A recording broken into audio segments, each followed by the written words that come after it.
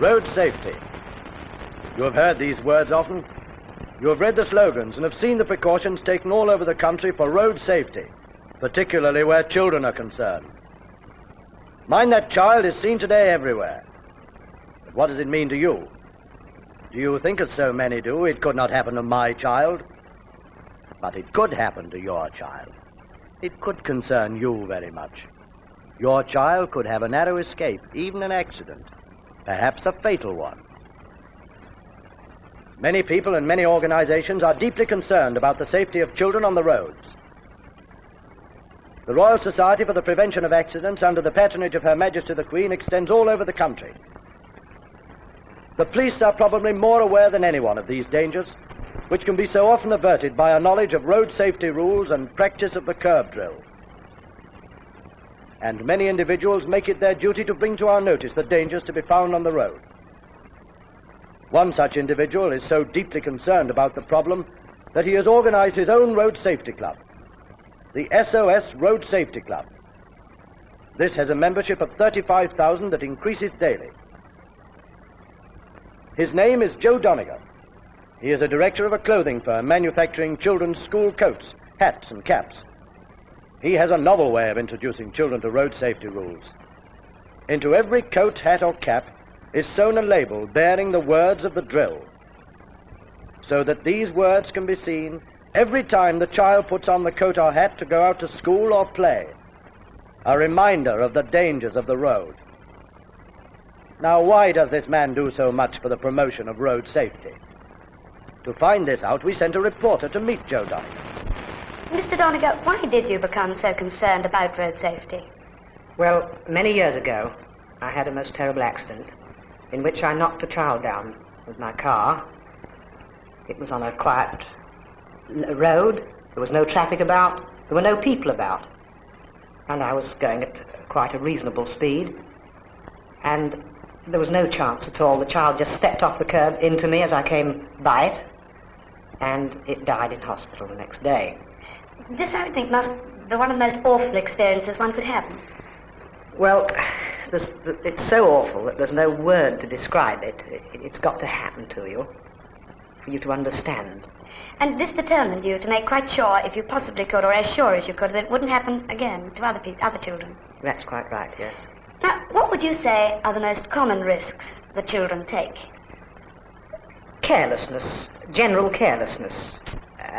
Not doing their curb drill.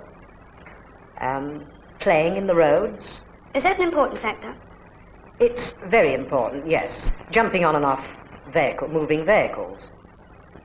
And, well, you know, the 1,001 things that do comprise general carelessness. What about bicycles? Bicycles, the child cyclist needs to know, of course, a lot more than usually its younger brethren that are just pedestrians. Do you think they're a real danger, bicycles? Yes, very, very much so. They need to know, really, the whole highway code.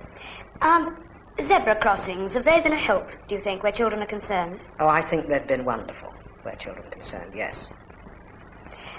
Well, now, what would you say are the best ways of teaching children road safety? Because I think this must be quite difficult. It is difficult. The difficulty lies, to a great extent, in getting them together en masse to give them the instruction. Well, the education authorities do, to a very great extent, encourage and allow the road safety officers and policemen to come into the schools and give actual curb drill instruction, and that, for the younger children particularly, is the most important thing, and lectures on all the rest of the field of that subject. Are there any special schools as such? There are just a few in the country. I wish there were a lot more. But there's one that I have there's only one that I have personal experience of, which is a most wonderful place. It's a miniature training school. Where is this? In Salford. And it does embrace an enormous amount of this subject. How does it actually work? Well,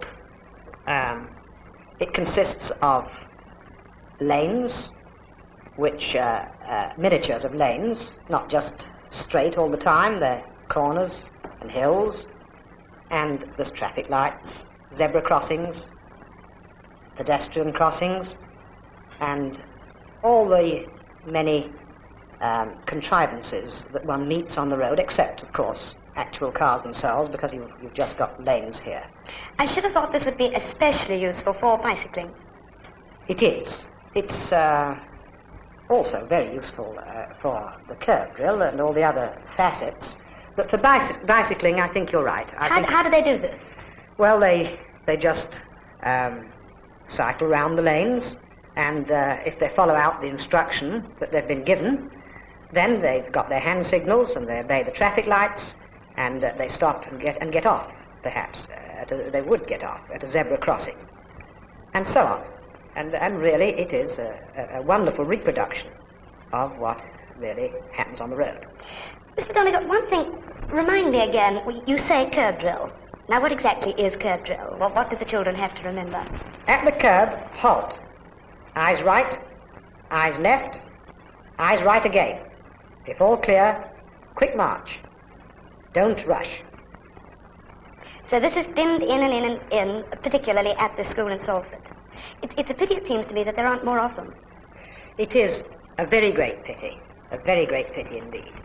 Well, Mr. Donegal, was this your basic idea in forming your own SOS club, teaching children? Yes, it was.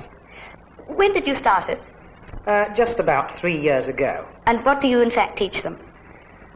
Well, a club of this kind helps to drive home the gospel of road safety in many ways. The club card they fill in themselves, the annual competition for which they get valuable prizes, having to think out the answers to the questions, you know. It all brings it home to them. Again, I think when a child is a member of a club, if it's a good club, it gives them a sense of responsibility. And I'm hoping and thinking that our club members of today will be the leaders of road safety, of younger children of tomorrow, and further, when they become parents, they'll teach their children. This badge, this reflector badge, here, this is part of it? Yes. That is the badge of club membership. Now, how does this work, in fact? It's made from a material known as Scotch-Lite, which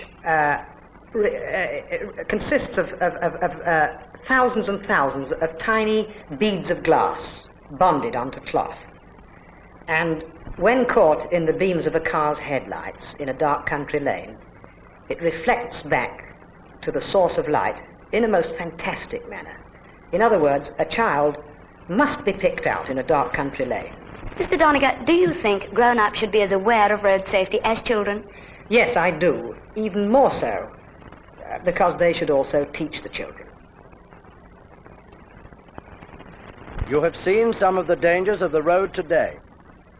So wherever you're traveling, in a car, on a bicycle, whether you're in the city or in the country, do not forget the appalling accident rate to the young, and mind that child.